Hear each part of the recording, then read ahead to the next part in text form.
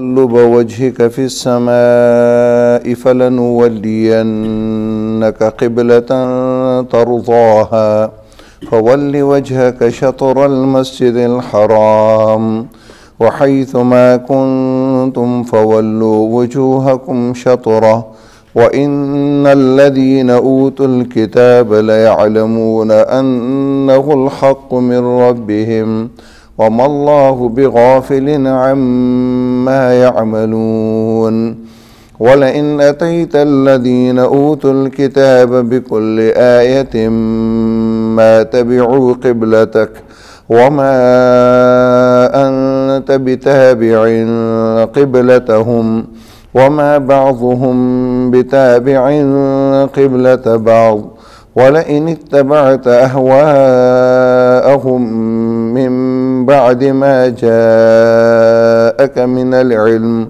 إنك إذا لمن الظالمين الذين آتيناهم الكتاب يعرفونه كما يعرفون أبناءهم وإن فريقا منهم ليكتمون الحق وهم يعلمون الحق من ربك فلا تكونن من الممترين صدق الله العظيم رب اشرح لي صدري ويسر لي أمري واحلل عقدة من لساني يفقهوا قولي قد نرى یقیناً ہم دیکھ رہے تھے تقلبا بار بار اٹھنا وجہ کا تیرے چہرے کا فی السماء آسمان کی طرف فلنولینک پس ہم ضرور پھیر دیں گے تجھے قبلتاً اس قبلے کی طرف ترضاہا جس کو تو پسند کرتا ہے فول پس پھیر دے وجہ کا اپنے چہرے کو شطر المسجد الحرام مسجد حرام کی طرف شطر طرف المسجد الحرام وحیث اور جہاں کہیں ما کنتم تم ہو فولو تو پھیر دو وجوہکم اپنے چہروں کو شطرہو اس کی طرف یعنی مسجد حرام کی طرف وَإِنَّ الَّذِينَ اور بے شک وہ لوگ اوت الکتاب جن کو کتاب دی گئی لَيَعْلَمُونَ یقیناً وہ جانتے ہیں انہو بے شک یہ یعنی قبلہ الحق و حق ہے من ربہم ان کے رب کی طرف سے وَمَا اللَّهُ اور نہیں اللہ تعالیٰ بغافل بے خبر عما یعملون ان کاموں سے جو یہ کرتے ہیں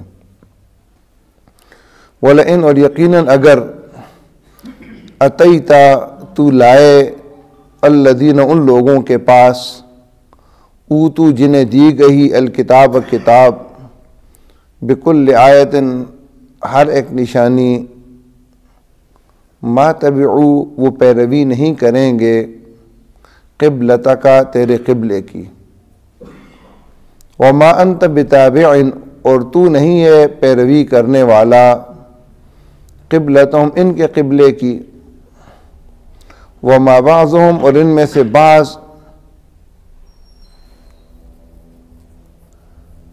بتابعن پیروی کرنے والے ہیں قبلت بعض کے قبلے کی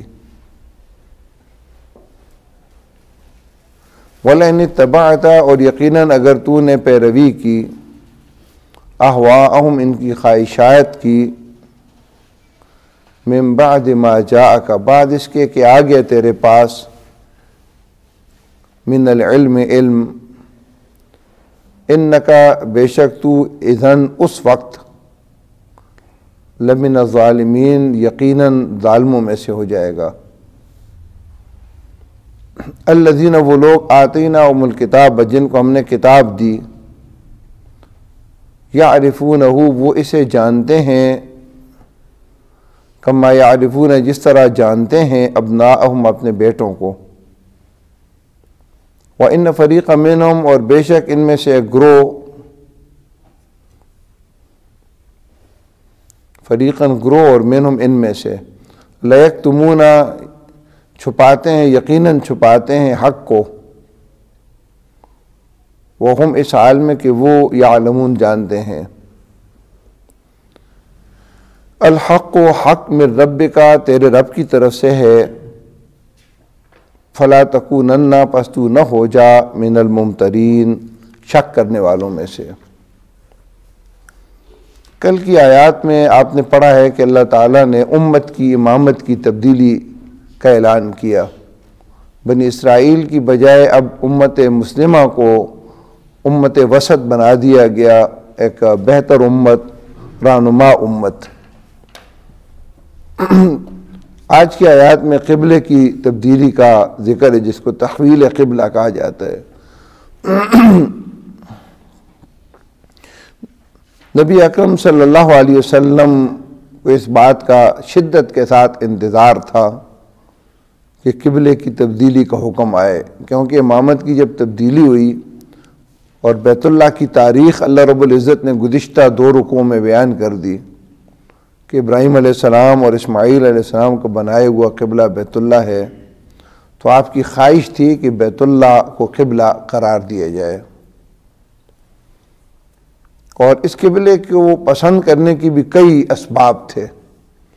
ایک سبب تو یہ تھا کہ بیت اللہ کو جو فضیلت حاصل ہے بیت المقدس کو فضیلت حاصل نہیں، اگرچہ وہ بھی قبلہ ہے لیکن بیت اللہ کو جو فضیلت ہے، مثلا اس میں حجر اسود اور مقام ابراہیم 2 پتھر ہیں جو جنت سے آئے ہوئے ہیں، لیکن بیت المقدس میں تو ایسا کوئی پتھر نہیں۔ پھر بیت اللہ کے اندر عمرہ اور حج ادا کیا جاتا ہے، یہ عبادات بیت المقدس کے اندر یہ عبادات نہیں ہوتی۔ پھر بیت اللہ کے آس پاس کچھ جگہ ایسی ہے جس کو حدود حرم کہتے ہیں، جہاں قتل و غارت منع ہے، لڑائی جھگڑا منع ہے، حتیٰ کہ گھاس کو بھی، خودرو گھاس جو ہے اس کو بھی ایک آدمی نہیں اکھاڑ سکتا، کسی جانور کو شکار بھی نہیں کر سکتا۔ تو یہ فضیلتیں بیت المقدس کو حاصل نہیں ہیں۔ پھر بیت اللہ بالکل بیت المعمور جو آسمانوں پر اللہ کا قبلہ ہے، جہاں فرشتے طواف کر رہے ہیں، اس کے بالکل نیچے، اس کے سیدھ میں ہے۔ یہ بہت ساری فضیلتیں اللہ تعالیٰ نے بیت اللہ کو دیں اور آس پاس کی جگہ کو، اس لیے آپ چاہ رہے تھے کہ بیت اللہ قبلہ قرار دیا جائے، اور آپ بار بار آسمان کی طرف اس طرح دیکھتے تھے انتظار میں۔ جب کسی چیز کا انتظار ہو تو آدمی بار بار دیکھتا ہے نا، کسی آنے کا انتظار ہو تو آپ بار بار جو ہے نا دروازے کی طرف دیکھیں گے، تو وہی چونکہ اوپر سے آتی تھی جبریل امین نا، تو آپ بار بار اس طرح دیکھتے تھے کہ شاید یہ جبریل آ جائیں اور قبلے کی تبدیلی کی وہی لے آئیں۔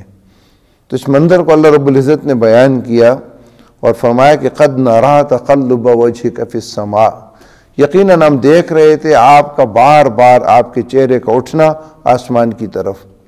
فلنولینک قبلۃ ترضاها، یہ خوشخبری سنا دی، پس ضرور ہم پھیر دیں گے تجھے اس قبلے کی طرف جس کو تو پسند کرتا ہے، یعنی بیت اللہ کی طرف۔ اور اس کے بعد تحویل قبلہ کا حکم آیا اور فرمایا فول وجہک شطر المسجد الحرام، پس پھیر دے اپنے چہرے کو شطر المسجد الحرام، مسجد حرام کی طرف۔ حرام کا معنی ہے محترم، معزز، یعنی وہ مسجدیں تو ساری محترم ہیں نا، لیکن مسجد حرام کو اللہ تعالیٰ نے زیادہ فضیلت دی ہے، وہاں ایک نماز لاکھ نمازوں کے برابر ہے، ایک محترم مسجد حرام کی طرف۔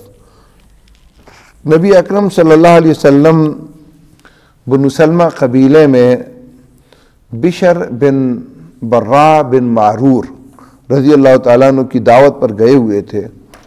ظہر کا وقت ہوا تو آپ نے وہیں نماز پڑھائی، بعد میں تو وہاں مسجد بنا دی گئی، ابھی وہ مسجد موجود ہے جس کو مسجد ذو قبلتین کہا جاتا ہے۔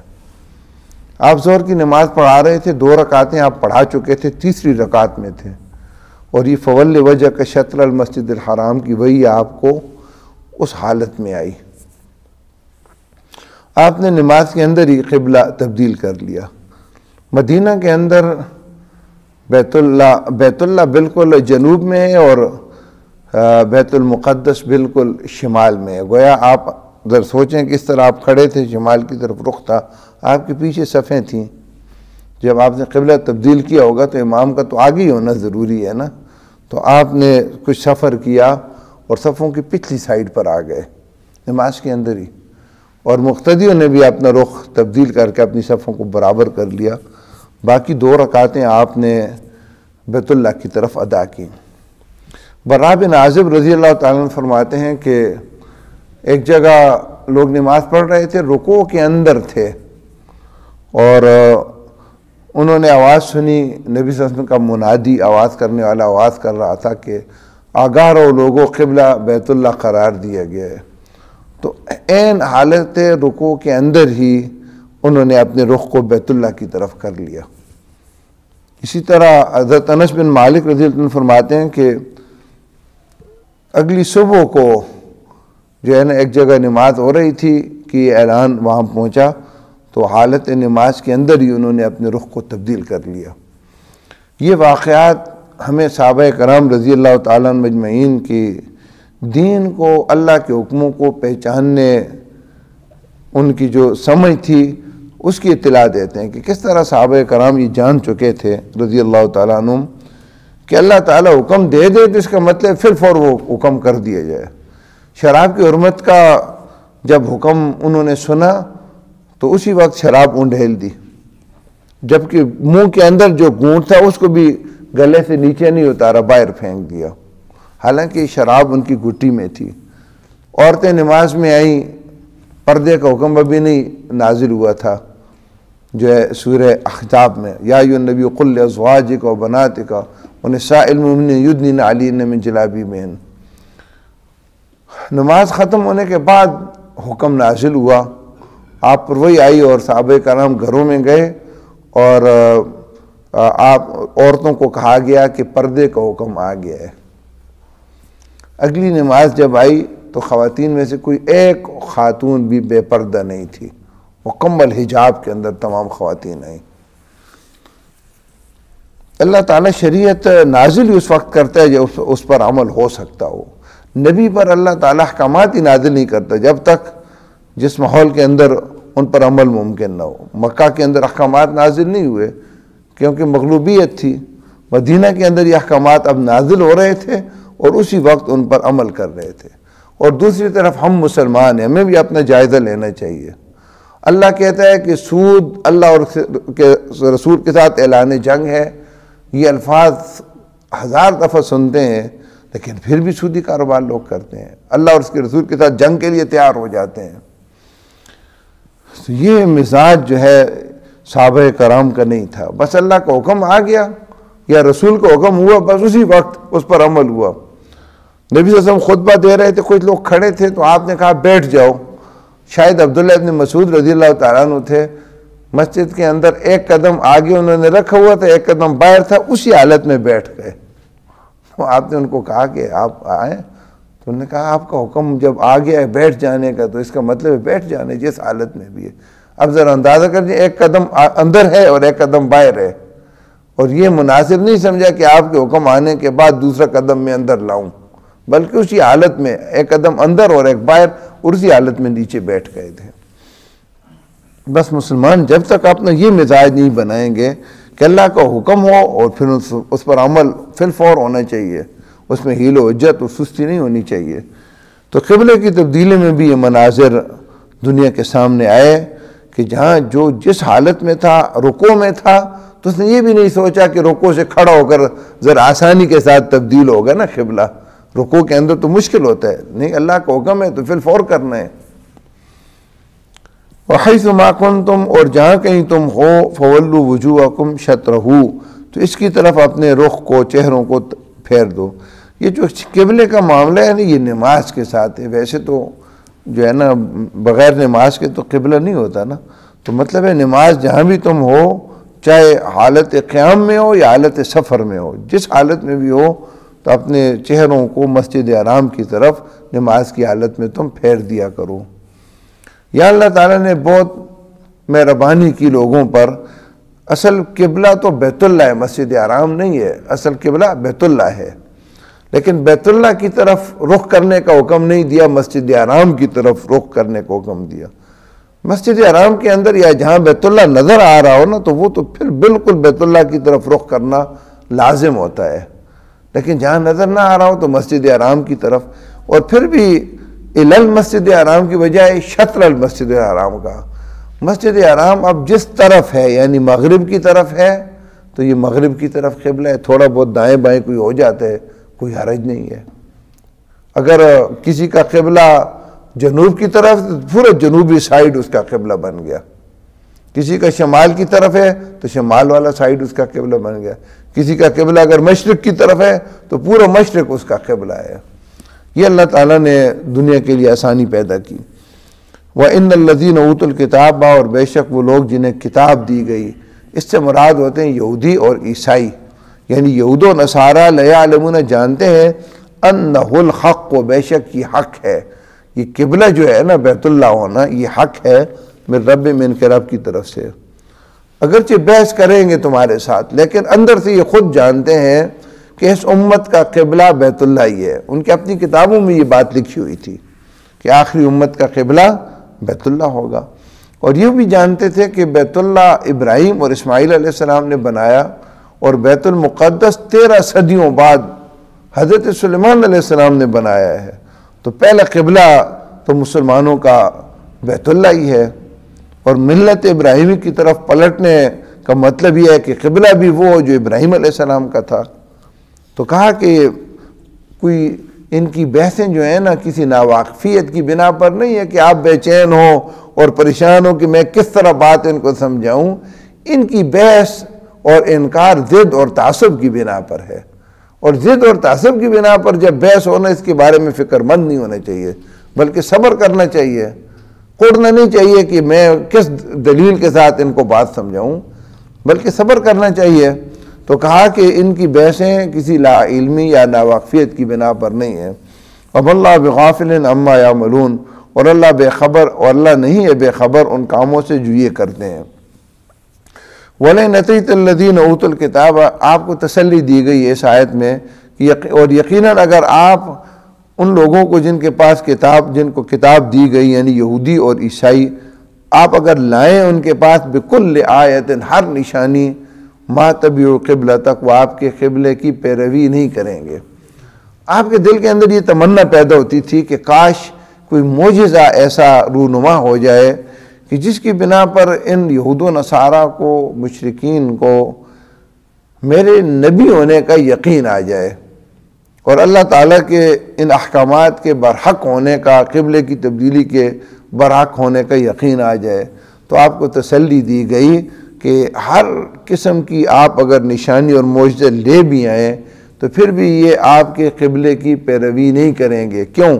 اس لیے کہ آپ کے قبلے کی پیروی نہ کرنا کسی اس وجہ سے نہیں ہے کہ اپنے قبلے کو یہ برحق سمجھتے ہیں اور تیرے قبلے کو برحق نہیں بلکہ ضد کی وجہ سے یہ تیرے قبلے کی پیروی نہیں کرتے. اور ضد تو ایسی چیز ہے کہ علامت آ بھی جائے نشانی آ بھی جائے تو ضد تو ختم نہیں ہوتی. تعصب اور ضد تو انسان کو کسی کام پر جما دیتا ہے. اس لیے آپ اس بارے میں بہت زیادہ فکر مند نہ ہوں. وَمَا أَنْتَ بِتَابِعٍ قِبْلَتَهُمْ اور تو نہیں ہے پیروی کرنے والا ان کے قبلے کی. یعنی دیکھیں اگر جھگڑے کو جو ہے نا چکانے کا ختم کرنے کا ایک طریقہ تو یہ ہے کہ آپ کچھ دلائل دیں اور یہ مطمئن ہو جائیں اور آپ کے قبلے کی پیروی شروع کر دیں جھگڑا ختم ہو گیا ہے.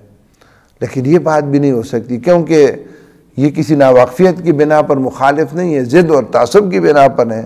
تو دلائل کا انبار بھی آپ لگا دیں تو بات انہوں نے مان دی نہیں ہے. اب جھگڑے کو ختم کرنے کی دوسری صورت یہ ہے کہ آپ ان کے قبلے کی پیروی شروع کر دیں اور آپ کے لیے یہ ممکن نہیں کہ اللہ کا حکم ایک طرف ہو اور اللہ کے حکم کو چھوڑ کر لوگوں کو خوش کرنے کے لیے تو ان کی پیروی کرے تو تیرے لیے بھی ممکن نہیں ہے. پھر بات یہ ہے کہ وَمَا بَعْضُهُمْ وہ نہیں ہے ان میں سے بعض بِتَابِعٍ پیروی کرنے والے قبلت بعض کی ان میں سے ایک دوسرے کی بھی ایک قبلے کی پیروی نہیں کرتے. یہودی بیت المقدس کے مغربی سائیڈ کو قبلہ مانتے تھے اور عیسائی بیت المقدس کے مشرقی سائیڈ کو قبلہ مانتے تھے. یعنی وہ مکان وہ جگہ کہ جہاں حضرت مریم علیہ السلام کے پاس جبریل امین انسانی شکل میں آئے اور ان کے گریبان میں انہوں نے پھونکا اور جس کی وجہ سے حضرت عیسیٰ علیہ السلام کی پیدائش ہوئی. تو اس مقام کو اپنا قبلہ قرار دیتے ہیں اور یہودی مغربی سائیڈ کو. تو باہر سے تو یروشلم ان کا قبلہ تھا، لیکن جب اندر آ جاتے تھے تو کوئی ادھر نماز پڑھتا تھا، کوئی ادھر نماز پڑھتا تھا. تو کہا کہ یہ بھی ممکن نہیں ہے کہ آپ ان سب کو راضی کر سکیں اس معاملے میں، کیونکہ ان کا بھی تو کوئی ایک قبلہ نہیں ہے. کسی ایک کے قبلے کی پیروی آپ کریں گے تو دوسرا ناراض ہوگا. مطلب یہ ہے کہ آپ اس بحثی کو چھوڑ دیں، یہ مسئلہ ختم ہونے والا نہیں ہے. اور پھر فرمایا کہ وَلَئِنِ اتَّبَعْتَ أَهْوَاءَهُم مِّن بَعْدِ مَا جَاءَكَ مِنَ الْعِلْمِ إِنَّكَ إِذًا لَّمِنَ الظَّالِمِينَ. اور یقیناً اگر تو نے پیروی کی ان کے خواہشات کی، من بعد ما جاءک من العلم، بعد اس کے کہ آ گیا تیرے پاس علم. علم سے مراد اللہ رب العزت کا وحی کے ذریعے سے دیا ہوا علم ہے. اصل علم وہی ہے جو اللہ تعالیٰ ہے انسان کو دیتا ہے. تو بے شک تو اس وقت ظالموں میں سے ہوگا. ظاہراً خطاب تو آپ کو کیا گیا ہے، لیکن لوگوں کو یہ بات سمجھانی ہے کہ اللہ تعالیٰ کی طرف سے اس کی کتاب کا علم اگر آ جائے اور پھر بھی کوئی آدمی کسی دوسروں کی خواہشات کی پیروی کرنے لگ جائے تو یہ آدمی بہت بڑا ظالم ہوگا، چاہے دنیا کے اندر اس کا مقام کتنا ہی بڑا کیوں نہ ہو، حتیٰ کہ اللہ کا وہ نبی کیوں نہ ہو جس پر وہی آتی ہے، اگر وہ بھی علم آ جانے کے بعد لوگوں کی خواہشات کی پیروی کرے گا تو وہ ظالموں میں سے ہوگا. آج دنیا کی جو تباہی ہمارے سامنے ہے اور وہ آئے دن دنیا بگڑتی جا رہی ہے، اس کی وجہ یہ ہے کہ لوگوں کی خواہشات کی پیروی کی جاتی ہے اللہ کے علم آنے کے بعد بھی. غیر مسلم تو کرتے ہی ہیں کہ وہ تو اس علم کو مانتے ہی نہیں ہیں. یہود و نصارہ یا مشرک تو قرآن کے علم کو مانتے ہی نہیں ہیں. اس وجہ سے ان کی حکومتیں تو کہتی ہیں کہ لوگوں کی جو خواہش ہوگی ہم اس کی پیروی کریں گے، اور وہ اتنے گر چکے ہیں کہ ان کی خواہشات کی مانتے ہوئے حکومتوں نے جو ہے نا ہم جنس پرستی کو قانونی جواز دے دیا ہے. حیرت کی بات ہے. یعنی انسان سوچتا ہے کہ ان کی عقل آپ دیکھیں کہ مرد سے اور عورت سے شادی کر سکتی ہے، ان کو قانونی حق ہے یہ حاصل، کوئی اس کے خلاف بات نہیں کر سکتا، وہاں کوئی روک بھی نہیں سکتا. کسی مسلمان کے بھی اگر بچے یہ کام کریں کسی امریکہ، انگلینڈ، فرانس میں جہاں انہوں نے قانون سازی کر لی ہے تو وہ منع نہیں کر سکتے اسے. کسی مسلمان کی بچیاں بھی اگر آپس میں شادی کرنا چاہیں وہ اس کو منع نہیں کر سکتے. یہ تو اللہ کا فضل ہے کہ اس گئے گزرے دور میں بھی مسلمانوں کا خاندانی نظام وہاں بھی کچھ نہ کچھ ہے. اگر نہ ہوتا تو یہ جو ہے نا منظر سامنے ہمارے آتے، لوگ اس طرح کرتے. حتیٰ کہ یہ خبریں بھی اخبارات میں آئیں کہ لوگوں نے، ایک عورت نے جو ہے نا یہ درخواست دی، اس نے اچھی بہت ساری شادیاں کرنی اور اکثر شادیاں ناکام ہوتی ہیں، یہ حقیقی واقعات ہیں. خواہشات کی جب پیروی ہونا تو آدمی اتنا گر جاتا ہے. اس نے باقاعدہ عدالت کے اندر درخواست دی کہ میں اپنے پالتو کتے کے ساتھ شادی کرنا چاہتی ہوں، یہ میری خواہش ہے، مجھے اس کا حق دیا جائے. اس پر وہ گر. اب اس کا فیصلہ کیا، مجھے اس کا علم نہیں ہے، عدالت کے اندر اس کا کیس چل رہا تھا، لیکن آج نہیں تو کل اگر 10 12 20 عورتوں نے یہ مطالبہ کر لیا تو حکومت مجبور ہو جائے گی کہ ان کی خواہشات کے مطابق جو ہے نا یہ قانون بنانا ہے. اصل اللہ کا علم ہے، انسان کی خواہشات جو ہے نا وہ ان کی کوئی حیثیت نہیں اللہ تعالیٰ کے علم دیے ہوئے علم کے، اور اللہ تعالیٰ ہی بہتر جانتا ہے. انسان اس پہ نہیں سوچتا کہ اس کے اگر 2-3 سال کے چھوٹے بچے، ان کو اگر پیسے دے دیے جائیں نا اور انہیں کہا جائے کہ بازار میں اپنی مرضی کے مطابق چیزیں خریدو، تو غلط چیزیں خریدیں گے، کیونکہ ان کی خواہشات اور ان کا ذہن عقل کمزور ہے نا. ہم سمجھتے ہیں یہ چھوٹے بچے سمجھتے نہیں ہیں. دکان پہ ہم لے جاتے ہیں نا تو ایک طرح کے وہ جوتے خریدتے ہیں، ہم کہتے ہیں یہ نہ خریدو یہ خریدو. ہمیں پتہ ہوتا ہے یہ جو مانگ رہے ہیں یہ خراب ہیں، سامنے اچھے خوبصورت نظر آ رہے ہیں لیکن ہیں ناقص ہیں. اور کھانے پینے کی چیزیں وہ غلط چیزیں خریدنا چاہتے ہیں، ہم چاہتے ہیں کہ ان کے لیے پھل خریدیں، اچھی چیزیں خریدیں. ہم سمجھتے ہیں یہ بچے، ان کا عقل کام نہیں کرتا. اور اللہ رب العزت جو تمام علوم کا سرچشمہ ہے، ہر علم وہاں سے آتا ہے نا.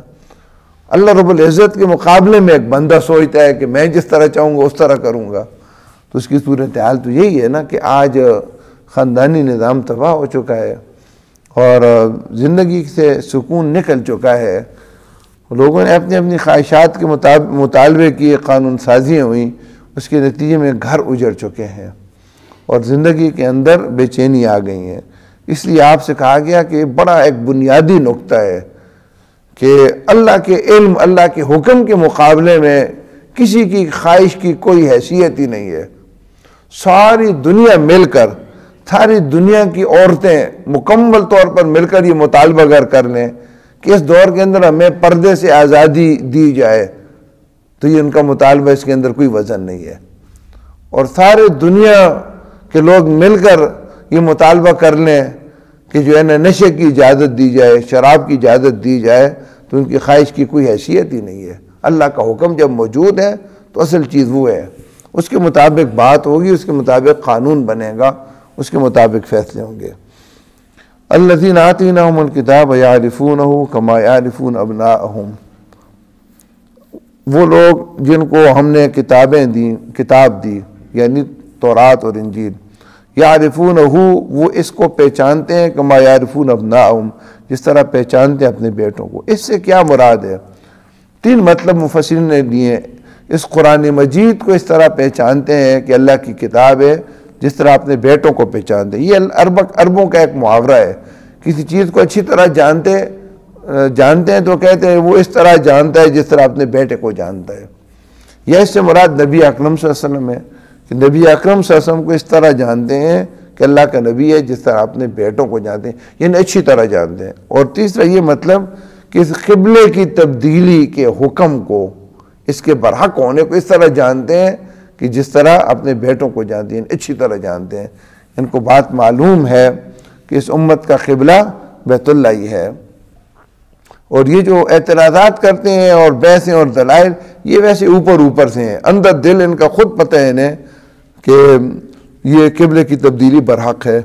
وَإِنَّ فَرِيقًا مِّنْهُمْ لَيَكْتُمُونَ الْحَقَّ وَهُمْ يَعْلَمُونَ، اور بے شک ان میں سے ایک گروہ یقیناً حق کو چھپاتے ہیں، اس حال میں کہ جانتے ہیں، پتہ ہے حق کیا ہے، لیکن اس کے باوجود اس کو چھپاتے ہیں۔ ان کو معلوم ہے کہ بیت اللہ قبلہ حضرت ابراہیم علیہ السلام، اسماعیل علیہ السلام نے بنایا، اور یہ بیت المقدس سے پہلا قبلہ ہے، اس کو فضیلت حاصل ہے، اور آخری امت چونکہ خیر امت ہوگی اس لیے اس کا قبلہ بھی جو ہے نا بہتر ہوگا۔